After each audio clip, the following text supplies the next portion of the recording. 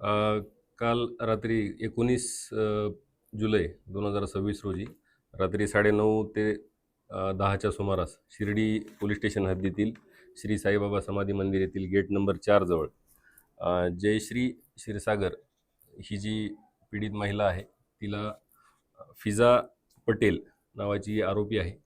फिजा पटेल या आरोपीने तिच्यासोबत वाद घातला आणि तिच्यावर चाकूने वार केले आणि त्यातला एक वार तिच्या पोटात लागलेला आहे आणि इतरही तिच्या शरीरावर वार केले तिने चाकूने. त्यामुळे ती गंभीर जखमी झाली.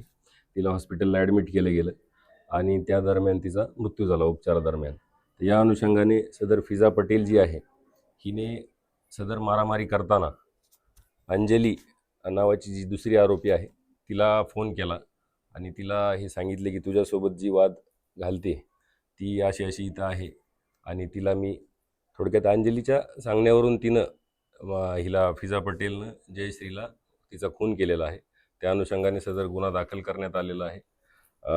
कलम BNS कलम 103 अन्वये गुन्हा दाखल करण्यात आलेला आहे. यातील दोन्ही आरोपी जे आहेत ते अटक करण्यात आलेले आहेत आणि त्यांना माननीय न्यायालयात आज दुपारी प्रोड्यूस केलं जाणार आहे पोलीस कस्टडी रिमांड. हे जे आहेत हे मयत असतील आरोपी असतील हे सगळे साईबाबा मंदिर परिसरामध्ये फोटो वगैरे विक्री म्हणजे किरकोळ विक्री साहित्याची यासारखं काम करत होतं. रस्त्यावरती विक्री करत होतं. हत्येचं कारण त्यांच्यातले वाद आहेत. अंजलीचे आणि जी मयत आहे जयश्री यांचे पूर्वीचे वाद आहेत. म्हणजे आरोपीने ज्यावेळेस फिजा पटेल याने अंजलीला फोन केला होता की तुझ्यासोबत जी वाद घातलेली मुलगी आहे ती थोडक्यात नाही का तिच्यासोबत माझाही वाद झालेला आहे वगैरे वगैरे आणि अंजलीनंच चाकू दिलेला होता फिजाला आणि त्या चाकूचा वापर करून तिने त्याचा मर्डर केलेला आहे जयश्रीचा. ते तपासाचा भाग आहे. आता बघूया याच्यामध्ये आपण जे कट केल्याचा जे आहे त्याचाही सेक्शन लावलेला आहे. कलम BNS कलम 161(2) हे जे कलम आहे म्हणजे जुनं आपलं IPCचं 120(ब) म्हणायचो आपण, तर ते कलम पण आपण लावलेलं आहे.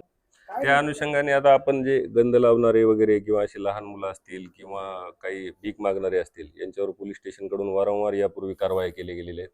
2 वेळा आपण जे अल्पवयीन मुलं आहेत त्यांच्या पालकांवर सुद्धा गुन्हे दाखल केलेले आहेत आणि भिकाऱ्यांच्या अनुषंगाने पण आपण त्यांच्यावर कारवाई करून त्यांना विसापूर येथील जे त्यांचं हे आहे जिथे त्यांना स्थानबद्ध केलं जातं तिथं आपण पाठवलेलं आहे.